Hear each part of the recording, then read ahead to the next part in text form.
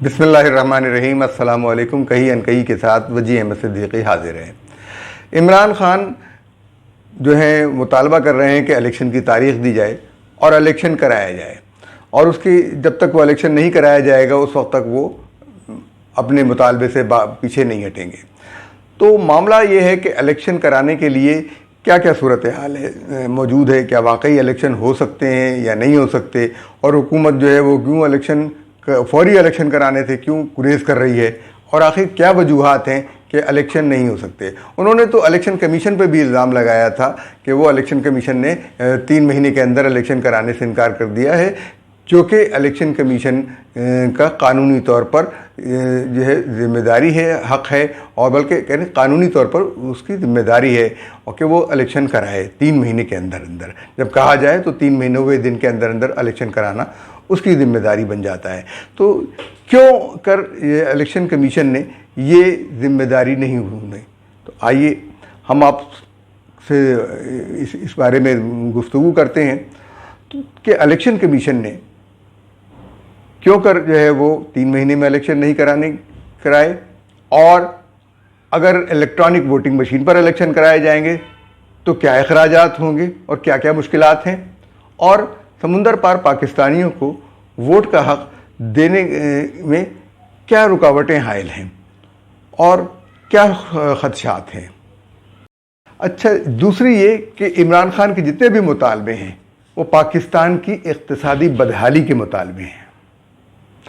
مثلا وہ کہتے ہیں کہ الیکشن کرائیں، الیکشن کی تاریخ دیں۔ دیکھیے، الیکشن کے حوالے سے بہت سارے لوگوں کے مطالبات ہیں۔ کراچی کے لوگوں کا مطالبہ یہ ہے کہ ان کی جو مردم شماری ہوئی ہے وہ غلط ہوئی ہے، وہ کم گنے گئے ہیں، اور ایم کیو ایم اور دوسری جماعتیں، جماعت اسلامی کراچی کی جو جماعتیں ہیں، ان کا یہ مطالبہ ہے کہ کراچی کی مردم شماری کی جائے، اور اس پر پیپلز پارٹی بھی راضی ہو گئی ہے، کیونکہ اسے معلوم ہے کہ یہ مردم شماری کا معاملہ بہت سنگین اور حساس ہے۔ کراچی جو ہے وہ ضرورت سے زیادہ پیک ہوتا جا رہا ہے، اس کی گنجائش سے زیادہ، اس کی صلاحیت سے زیادہ، یا جو کہ وہ بار اٹھا رہا ہے باہر کے لوگوں کا۔ تو اس لیے ضروری ہے کہ مردم شماری وہاں پر دوبارہ ہو۔ اچھا، اس کے اندر وقت لگے گا۔ دوسرے یہ کہ ڈی لیمیٹیشن ہوگی مختلف معاملات میں، ڈی لیمیٹیشن ہوتی ہے حلقوں کی، اس کے اندر وقت لگتا ہے، جس کے لیے عمران خان صاحب کو خط لکھے جاتے رہے، لیکن عمران خان صاحب نے اس کی طرف توجہ نہیں دی۔ قانونی طور پر جو ہے اس کے لیے پیسے ان کو دینے تھے، حکومت دیتی نا پیسے تاکہ اس پر کام ہو سکے، اور اس کے بعد جو کچھ ہونا ہے وہاں پر اس معاملے میں جو یعنی الیکشن کے لیے بہت سارے انتظامات ہونے ہیں، تو وہ 3 مہینے کی مدت تو ہے، لیکن 3 مہینے کی مدت سے پہلے اگر حکومت کی نیت ہو، ارادہ ہو، تو وہ الیکشن کمیشن کو پیسے دیتی ہے کہ یہ کام کر ڈالے، اور الیکشن کمیشن پہلے وہ کام کر ڈالتا ہے جو الیکشن کے لیے ضروری ہے۔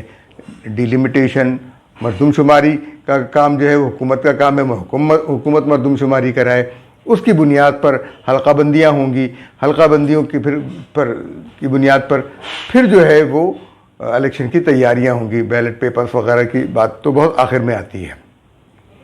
تیسری چیز، اس الیکشن میں حکومت نے الیکٹرانک ووٹنگ مشین کا، پی ٹی آئی حکومت نے الیکٹرانک ووٹنگ مشین کا مسئلہ اٹھا دیا تھا، جس کو اب ختم کر دیا گیا ہے، ہٹا دیا گیا ہے، اور دوسرے یہ کہ جو بیرون ملک پاکستانی ان کو ووٹ دینے کا حق استعمال کیا گیا، اور عجیب و غریب طریقے سے، یعنی ایک حلقے میں جہاں پی ٹی آئی کے 15,000 ووٹ کم تھے تو وہاں 15,000 غیر ملکی ووٹ آ جائیں گے۔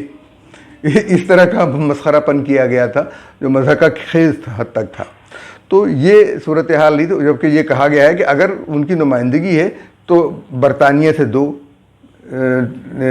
فرانس سے 1، اور جرمنی سے 2، یا امریکہ سے 3، کینیڈا سے 4، اس طرح سے لوگ جو ہیں نمائندے منتخب ہوتے، یعنی وہ حلقہ بندیاں وہ ووٹوں کی تعداد پر ہوتی ہے۔ جب 3 لاکھ کا ایک حلقہ ہوتا ہے تو وہ جو 3 لاکھ اگر افراد ہوں گے تو ان کے پر ایک حلقہ بنے گا۔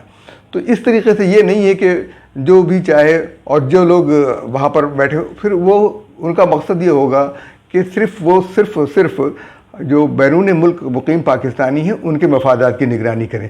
وہ یہ نہیں ہے کہ ہمارے پاکستان کے اندر جو لوگ موجود ہیں، جو ایک شخص اگر کراچی میں رہتا ہے تو وہ کراچی کے مسائل پر نہیں بات کرے گا، بلکہ وہ اپنے کینیڈا میں رہنے والے مسائل پر بات کرے گا، کینیڈا کے حوالے سے بات کرے گا.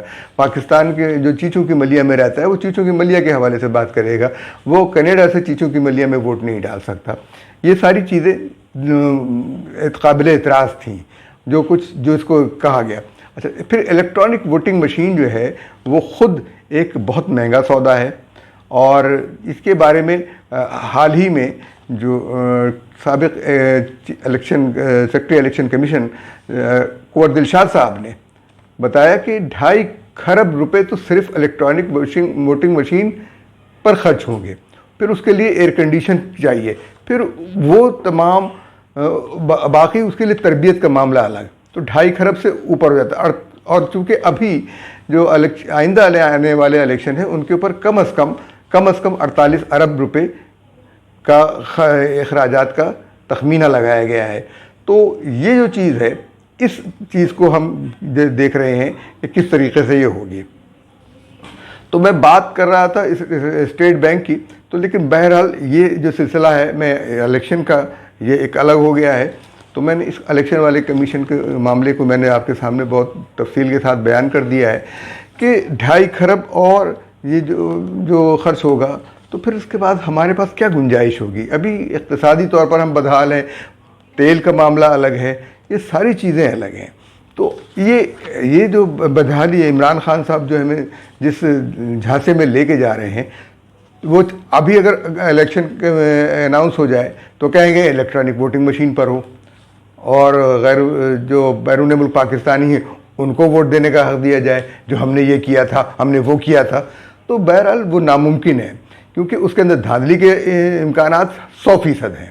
یعنی کوئی بھی ووٹ دھاندلی کے امکانات کے بغیر وہاں پر نہیں پڑے گا، وہاں 100% دھاندلی کے امکانات ہیں. اس لیے اس کو سرے سے مسترد کیا جاتا ہے، اور یہ عملاً ممکن نہیں ہے، کیونکہ ایک پولنگ اسٹیشن پر کہتے ہیں کہ 13 افراد کا عملہ ہوتا ہے، اور ملک میں کم از کم 1 لاکھ پولنگ اسٹیشن ہوں گے. تو 13 لاکھ افراد کا جو ہے وہ اسٹاف ہوگا، تو یہ بہت بڑا اسٹاف ہوتا ہے، ایک بہت بڑی تعداد ہوتی ہے. اور اس کے لیے اخراجات، یعنی کچھ تو تنخواہیں اور یہ چیزیں تو الگ ہیں، لیکن اس کے علاوہ ان کے کھانا پینا، ان کی سیکیورٹی، ان کی حفاظت، اور الیکشن میں تو خاص کر سیکیورٹی. پھر اس کے بعد وہ سیکیورٹی کا انتظام آپ کہتے ہیں کہ فوج کو دو، تو پھر وہ فوج کے اخراجات اپنے الگ ہیں.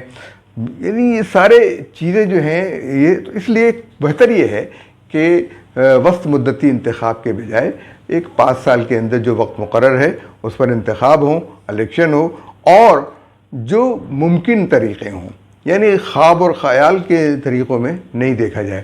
تو میں یہ تو موضوع ہو گیا ہمارا الیکشن کے حوالے سے.